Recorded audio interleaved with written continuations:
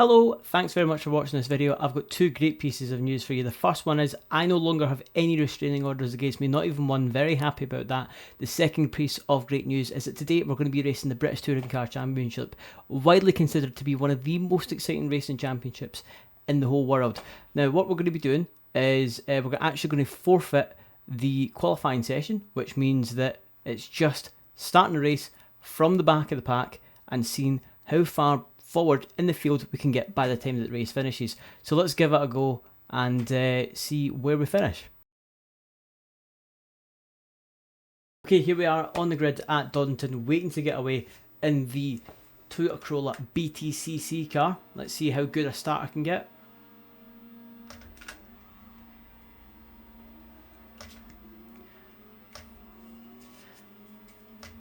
Now here we are all the way back in last place. Let's see if we can work our way forward in the grid. Coming right to the inside there. And getting on the brakes early because I anticipate that happening there. Him turning in on me. And I didn't want to be going too fast as to understeer into him. But then again, of course, this is British Touring Car Racing where it's all about crashes, really. Taking the Honda there, the Civic on the inside of the corner. By the way, sorry if my camera clicks off, I've been having some issues with it lately. I really should get rid of this GoPro 7 and maybe use something else, I'm thinking. Taking some cars there on the outside. Trying to get inside the BMW there, but he just shut the door on me a bit there. Overtaking it now. The car gods BMW. By the way, if you've ever been to a British touring car race in real life, you'll have seen all the not manufacturers, but all the race teams there that all have different trailers. And I think Car Gods has to have the best looking trailers out of the lot of them. You see them all and they all sort of look like generic race teams. However, they've got pictures of marble Roman statues and all the rest of it, and it really does stand out and look quite magnificent. Against even the background of professional race teams. Probably my favourite section of the track right now. Really fast sweeping section. Go down into fourth gear. That'll drag the front end right into the corner there, although I did steer out a little bit wide there just so I could get the other car on the outside. Triple, sorry. I should mention as well that I do actually have the difficulty on its highest setting right now. It's set to 100% AI aggression, if you like. Just in case you're looking at this thinking, oh, we're overtaking a lot of cars. Is this maybe set to its easy setting? It isn't actually. It's just the AI doesn't like traffic very much. So you tend to find it does its faster laps once the field has sort of spread out a little bit.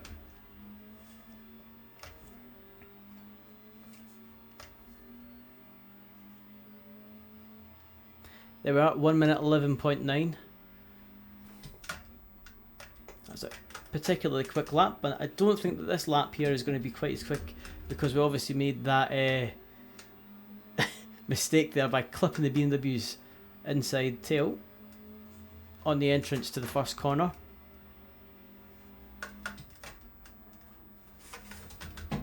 There I'm getting them on the inside of the corner again.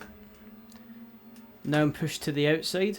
But I think I'm carrying enough speed to make that stick, which I am. He's inches off my back bumper there. I made that lunge there in the Ford Focus, but it didn't quite work. Let's see if it works now.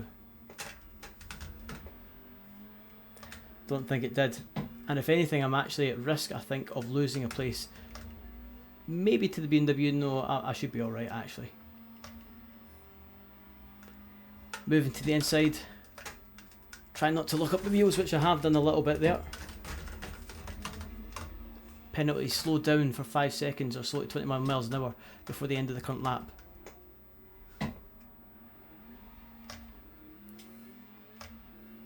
I know what I just did was really dangerous, but I'm not too fussed about it given that I'm racing on, not online, AI rather. But I do have a lot more spaces now to make up because of that that incident.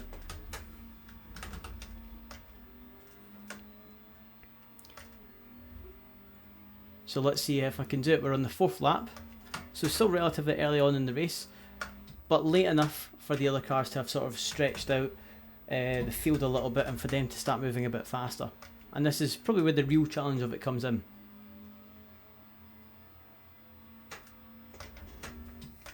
Really wasn't helpful as well that that happened at the very last corner of that lap, meaning that I just had to do it there and then on the spot.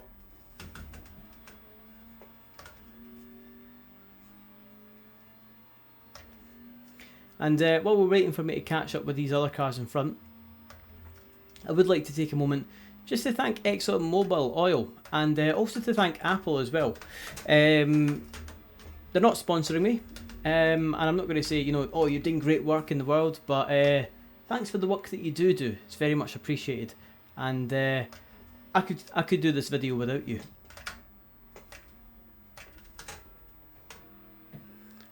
Really slow entry to that corner there, but I completely missed the apex. I didn't quite get the right rotation on the car. Through this fast section again, this is where I tend to make up most of the ground that I can. And I think that's worked. I'm actually 2/10 up right now on my best lap so far. Best lap of this session, that is, not of the circuit in general.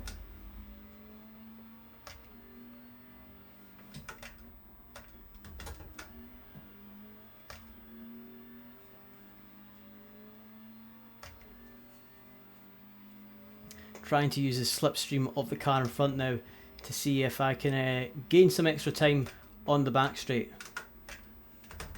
before this right left where that incident happened.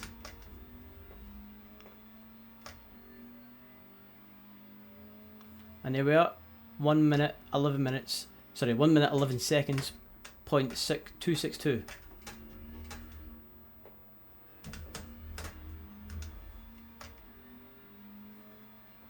So I'm putting down quick laps, but is it going to be quick enough to get to first by the end of this race?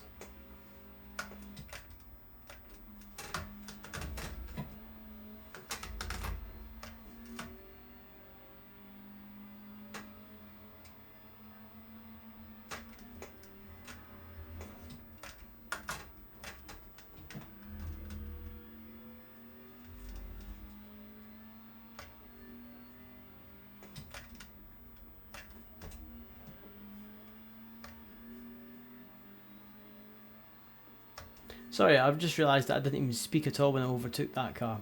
That's really bad commentating. But hopefully we'll have some more cars to overtake very shortly, and I can talk about them. Okay, so in front of me I've got 2 BMWs and I think the Ford Focus. I think if I can dive up the inside again there, I can take the BMW, and I think I might have carried enough speed through there as well to also pass the Ford Focus. Hoping though that it doesn't come too far over to the left hand side there. Thankfully it didn't.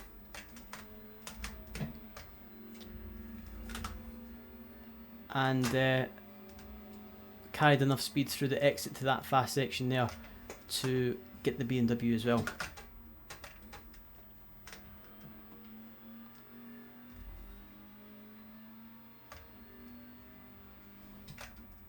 Such a difficult corner, this one, because you're sort of braking uphill and then trail braking, and you can't quite see where you're going because it's a little bit blind.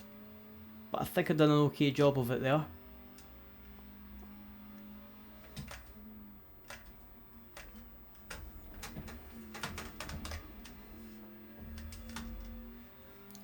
Could have gone a lot faster through there. I actually lost about 2/10 of a second, which was terrible. But we're at almost 1 minute 11 exactly for the fastest lap. Hopefully by the end of the session I might be able to break into the 1 minute 10s.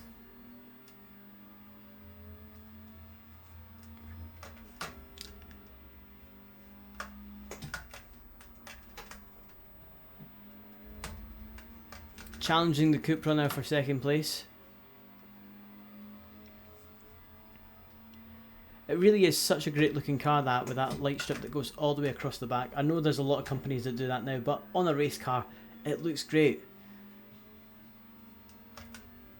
However, fast looks aren't enough to, good looks aren't enough to beat the sheer speed of the Toyota Corolla, which we're driving today. I know everyone goes on about how great the Toyota Toyota Corolla GR is, but honestly, given the choice, I would so much rather have the Yaris. I mean, the Corolla is a great car, don't get me wrong, but that extra weight with a 1.6 litre 3-cylinder engine, I just can't help but think that after you've owned the car for a couple of years, if you've been driving it enthusiastically, the engine is going to have a lot of wear and tear in it, because it's a very, very high stress engine. And something bad might happen, even though it's a Toyota, and we all know that Toyota make the most reliable cars anywhere.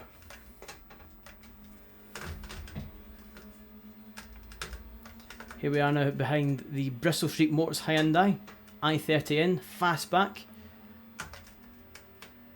Got him through there on the inside, but he might come back up through this corner. I don't know where he's gone to. There we are, I can see him in my mirrors now.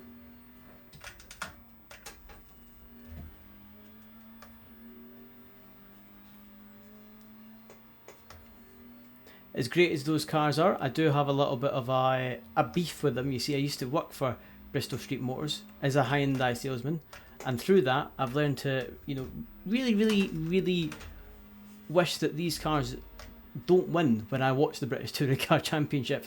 I'd much rather anything else wins. The reason why, in case you're wondering why I'm sour about it, is because when I worked for them, they had some tickets going for the touring car event that was happening at Knockhill, and I didn't get them. Instead, I had to pay for mine. And it wasn't just tickets; it was like VIP tickets that gave you like lunch with the drivers, it gave you sort of a backstage access type thing almost. I just really wish so much that I got those tickets, because I don't know if I was buying them myself how much they would cost. Probably hundreds and hundreds and hundreds and hundreds of pounds. But what I ended up with was just the regular tickets, which means that you're sort of crammed in a monster crowd, like sardines almost, because Knockhill is a very small track, so when you have so many people attending there to watch the race, it does become very busy. It's a great track though, don't get me wrong, and it makes for some fantastic racing. It's just the infrastructure that they have there. I know it's only once a year that they're going to handle such a big crowd, but it does sort of struggle with it. Get a nice rotation on the car through that corner there.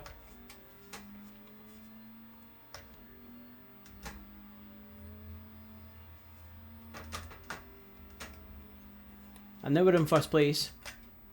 We don't really have any other cars to sort of think about, and we can just sort of nurse the car home and see if we can maybe, in the process, while being safe of course, set a few fast laps.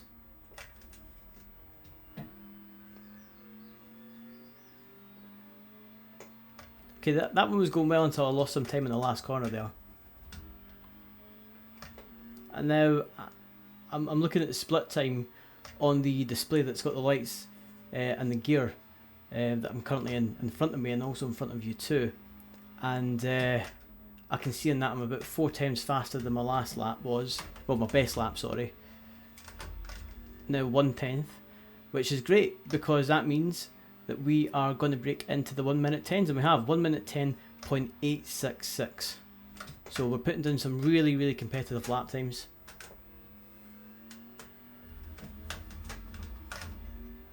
I don't know how that stands compared to what the best touring car laps would be in real life on this track, but I try not to compare it too much to those laps. The reason why is because, it's ultimately, this is, well, not a game, it's a simulation, but it's never going to be exactly 100% accurate.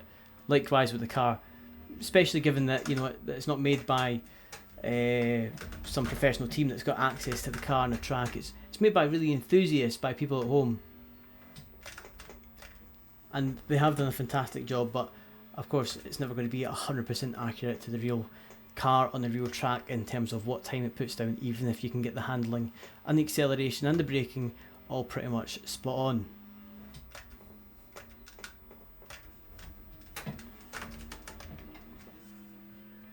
I must say this lap has turned out to be quite a lot messier than my last lap is. Nearly half a second down. At least I'm still within the 1 second range in terms of consistency to be considered a decent driver. Gone terribly wide there for the second time in a row.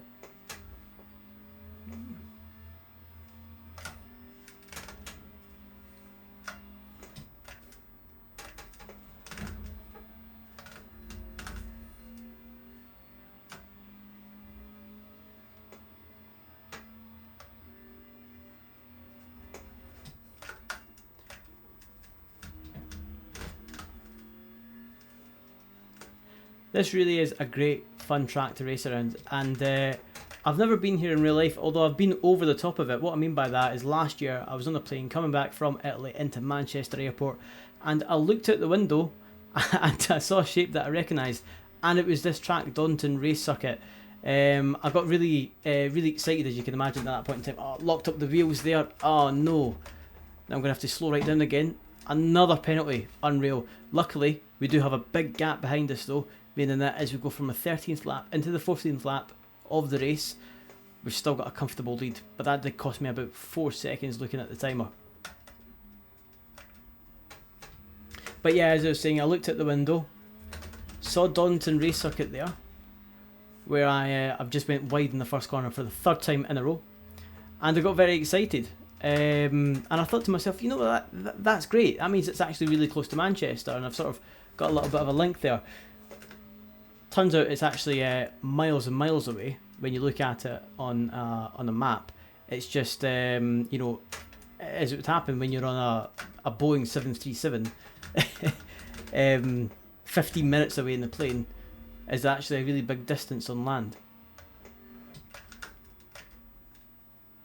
Sorry as well about how unneat I'm being right now with this kind of track. I think when you get to the point where you end up with a big lead in front of the other cars, you stop paying as much attention to it. It's almost like when you're driving a car in real life, and you know you're driving quite a bit under the speed limit. You sort of stop paying attention as much, which is a good reason to advocate for the highest possible speed limit that one could conceive. Because if you're driving at 100 miles an hour, you're probably paying a lot more attention than you would be if you're driving on the same piece of motorway at 50. Don't get me wrong, I'm not suggesting that we should actually have those speed limits, because there's no way that everyone in the UK, let alone any other country that you might be watching this in, is actually capable of that, because you know, as it would happen, there's some really good drivers out there, but there's also some really bad drivers out there as well. I mean, when I say everyone, what I mean is everyone collectively. Like, you know, there's going to be bad drivers in amongst the general population. That's just sort of the way it is, and those people can barely drive, you know, 60 miles an hour, never mind any higher. That said though, the Germans seem to have got it pretty much nailed down with the Autobahn, and so did the Finnish as well. But I think that's because they put a lot more emphasis on car control and understanding how a car should handle in their driving curriculums than we do. Here in the UK, it's all just road signs and such. In fact, I only actually done one single lesson on the motorway before I got my driving licence, and then it was a case of, okay James, there you go, jump in your own car now and just sort of learn the motorway from using it. We don't actually need to teach you the rules or anything, which I think is a really, really bad way to if you're going to have a driving curriculum in the country, to sort of set things up, because then you're setting people up for failure. You know, so many young people as well, they go out never having had a lesson in the snow or on ice, or understanding, you know, anything about grip when it comes to driving a car, and then, you know, they have an accident because it's winter time, and the insurance companies go, oh no, that's terrible, let me charge you lots and lots of money for car insurance, and everyone sort of blames them, but in actual fact it's It's the driving curriculum that hasn't bothered to actually teach these people how to drive in these conditions, which is why it's so handy to have a sim racing setup, which is something that I think everyone should have in their house, even little old ladies. Anyway, I've been talking so much and not really paying attention that I haven't actually noticed that we're actually on the last lap, and we have in fact just won the race. First from last, there we are over the line at Donington. Okay, so there's your answer. It is in fact possible to win from the very back of the grid in a race. Probably not in real life, I would say. That did seem a little bit too easy compared to what it would be in real life, where even if I was to start at the very front of the pack, I would most likely end up in last if I was against real touring car drivers. But hey, I hope you find it entertaining, and next Tuesday I'll have another video up. Bye for now.